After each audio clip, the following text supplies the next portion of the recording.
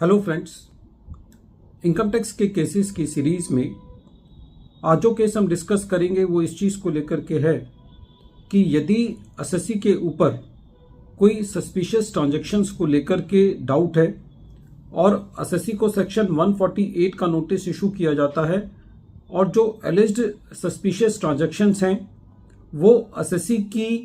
Unaccounted sales को लेकर के या डाउटफुल सेल्स को लेकर के है, तो क्या खाली इस बेसिस पर कि एसएससी उस पार्टी की कंफर्मेशन फाइल नहीं कर पाया लेकिन एसएससी अपने बाकी सारे डॉक्यूमेंट्स, लेजर की कॉपी और उसको ट्रांजैक्शन को सपोर्ट करते हुए सारे डॉक्यूमेंट सबमिट कर देता है, तो क्या खाली इस आधार पर कि एसएससी उस पार्टी की कंफर्मेशन नहीं दे पाया, क्या खाली इस बेसिस पर एसएससी की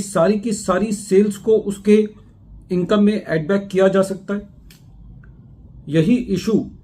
प्रेजेंट केस में चंडीगढ़ आईटीएटी की बी बेंच ने अपने एक case income tax officer versus साबो तोर प्राइवेट लिमिटेड के केस में डिसाइड की। ये case 128 ITR tribunal short note 70 पर रिपोर्ट हुआ और इस केस का जजमेंट 10 नवंबर 2025 को आया। प्रेजेंट केस असेसमेंट ईयर 2011-12 से रिलेटेड है। प्रेजेंट केस के अंदर एसएससी ने अपनी ही एक ग्रुप एंटिटी आईआईएनएफसी को 2.68 करोड़ की सेल की थी। डिपार्टमेंट ने इस ट्रांजैक्शन को एक सस्पिशियस ट्रांजैक्शन के बतौर मार्क किया और एसएससी को सेक्शन 148 का नोटिस इशू किया गया। एसएससी ने ड्यूरिंग द असेसमेंट प्रोसीडिंग्स इस ट्रांजैक्शन के सपोर्ट में mountain of the evidences submit किए, जिसके अंदर एसएससी ने इनवॉइसेस सबमिट की, स्टॉक डिटेल सबमिट किया, अपनी बुक्स में उस पार्टी का लेजर सबमिट किया, बैंक स्टेटमेंट सबमिट की, अपनी टैक्स ऑडिट की रिपोर्ट लगाई, क्वांटिटेटिव डिटेल्स लगाई, वैट की जो रिटर्न्स थी उसके डॉक्यूमेंट सबमिट किए, जो गुड्स के डिलीवरी चालान थे वो सबमिट किए, वैट के असेसमेंट ऑर्डर सबमिट किए और सी फॉर्म्स लगाए। इसके अलावा एसएससी ने वैट डिपार्टमेंट से इन ट्रांजैक्शंस को लेकर के एक सर्टिफिकेट भी सबमिट किया, लेकिन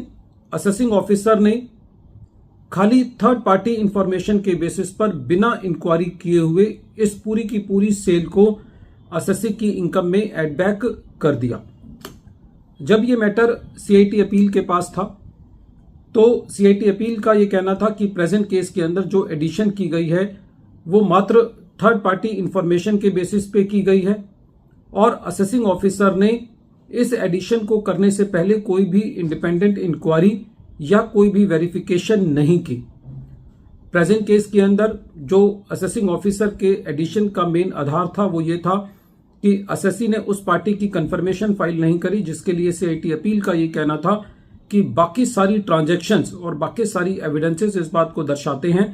कि एसएससी ने उस पार्टी को सेल की। सीआईटी अपील का ये भी कहना था कि प्रेजेंट केस में एसएससी ने अपने प्रॉफिट एंड लॉस अकाउंट जो कि ऑडिटेड है उसको सबमिट किया है और एसएससी इस सेल को पहले ही अपनी इनकम में ले चुका है, जिसको रेवेन्यू ने कहीं पर भी डाउट नहीं किया है। तो ऐसी स्थिति के अंदर यदि उस पूरे सेल अमाउंट को दोबारा एसएससी की इनकम में एड बैक किया जाता है तो ये डबल टैक्सेशन होगा। रेवेन्यू इस अपील को लेकर के ट्रिब्यूनल में गया और ट्रिब्यूनल का भी ये कहना था कि प्रेजेंट केस के अंदर जो असेसिंग ऑफिसर है उसने कोई भी ऐसी एविडेंस सबमिट नहीं किया है जिससे ये पता चलता हो कि एसएससी ने जो ये सेल की है और जो पैसा रिसीव किया है या उस पैसे को रिसीव करने के बाद उसका कोई कैश वापसी किया है, कोई ऐसी कैश ट्रेल नहीं मिली है। जो असेसिंग ऑफिसर है उसने एसएससी की बुक्स में कोई भी इरेगुलरिटी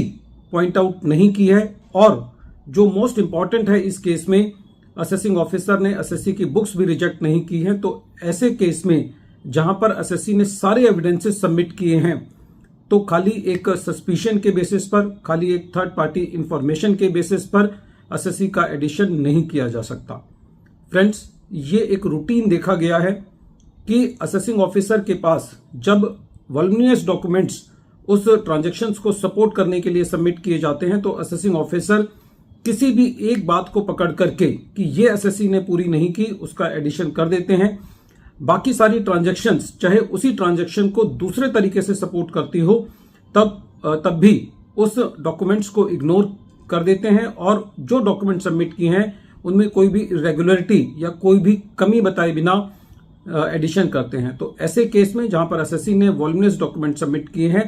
जो कि ट्रांजैक्शंस को सपोर्ट करते हैं, तो खाली थर्ड पार्टी इंफॉर्मेशन के बेसिस पर एसएससी का एडिशन जस्टिफाइड नहीं है। वीडियो के अंत में एक बार फिर मैं केस का नाम रिपीट कर रहा हूं। केस का नाम है इनकम टैक्स ऑफिसर वर्सेस साबो तोर प्राइवेट लिमिटेड और ये case 128 ITR tribunal short note 70 पर रिपोर्ट हुआ